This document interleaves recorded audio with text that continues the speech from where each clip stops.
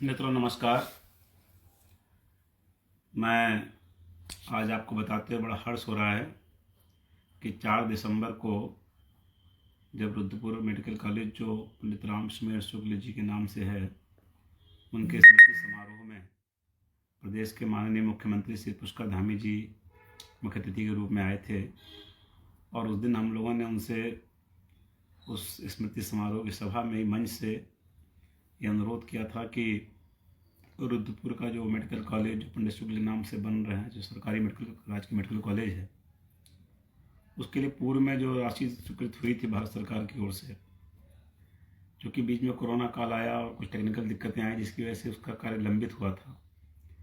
तो अब उसमें जो लागत थी प्रोजेक्ट की वो बढ़ गई थी, इसलिए जो रिवाइज्ड जो प्रोजेक्ट बना था कि इसमें अतिरिक्त धनराशि की आवश्यकता है, उसकी मांग की गई थी विभाग की ओर से। मैंने स्वयं अपने संबोधन में माननीय मुख्यमंत्री से अनुरोध किया था कि उस मेडिकल कॉलेज को इस साल पूरा करना है, उसके लिए जो शेष राशि की आवश्यकता है अभी आप जारी कर दें।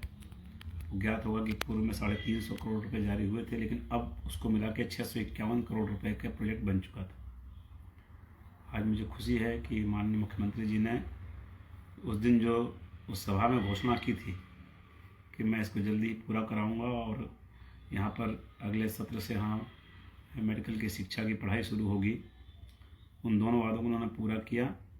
100 सीट मेडिकल MBBS के स्टूडेंट्स के लिए उन्होंने जारी की, जहाँ से हमारे चिकित्सक पढ़कर निकलेंगे, उसकी शुरुआत हो जाएगी। और 651 करोड़ रुपया जो पूरी लागत है उसकी, उसको भी आज जारी कर दिया। अखबारों में खबर भी आज आई है, आपने देखा होगा।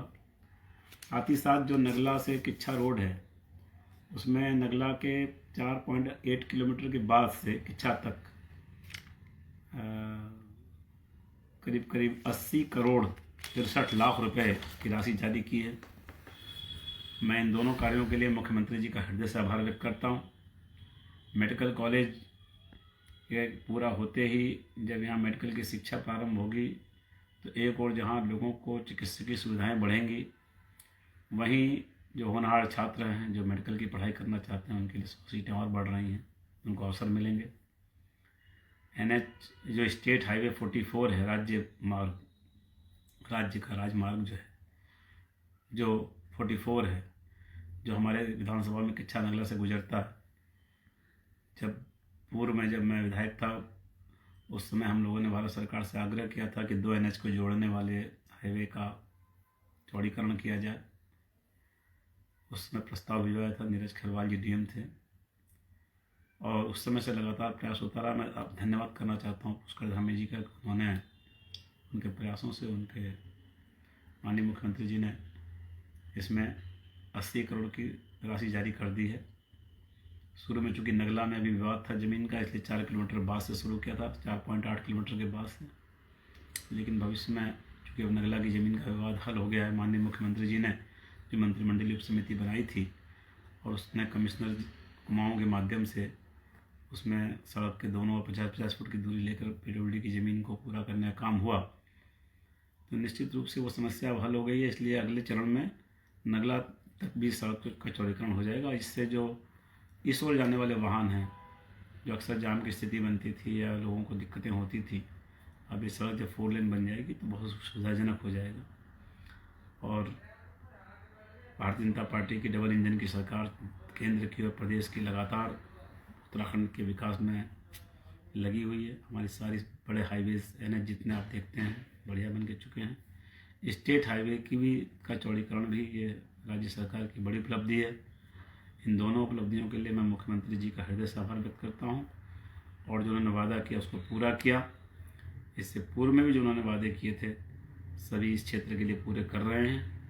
मैं किच्छा की जनता की ओर से, और चूँकि मेडिकल कॉलेज पूज्य पिताजी के नाम पर है, सरकार का मेडिकल कॉलेज है लेकिन पिताजी के नाम पर है, स्वतंत्रता संग्राम सेनानी पंडित राम सुमेर शुक्ल जी के नाम पर जो तराई के संस्थापक थे, तो निश्चित रूप से हमें और हमारे क्षेत्रवासियों को, रुद्रपुर के लोगों को बहुत अपार प्रसन्नता हुई है। इसलिए मैं सबकी ओर से मुख्यमंत्री जी का बहुत बहुत आभार व्यक्त करता हूँ और विश्वास दिलाता हूँ जनता को कि भारतीय जनता पार्टी की सरकार के कार्यकाल में केंद्र और प्रदेश सरकार की मदद से उत्तराखंड भावर तराई का समुचित विकास होगा, राज्य प्रदेश के अग्रणी राज्यों में से एक बनेगा। इसके लिए हमारे माननीय मुख्यमंत्री धामी जी रात दिन लगे हुए हैं, रात दिनों प्रयास कर रहे हैं।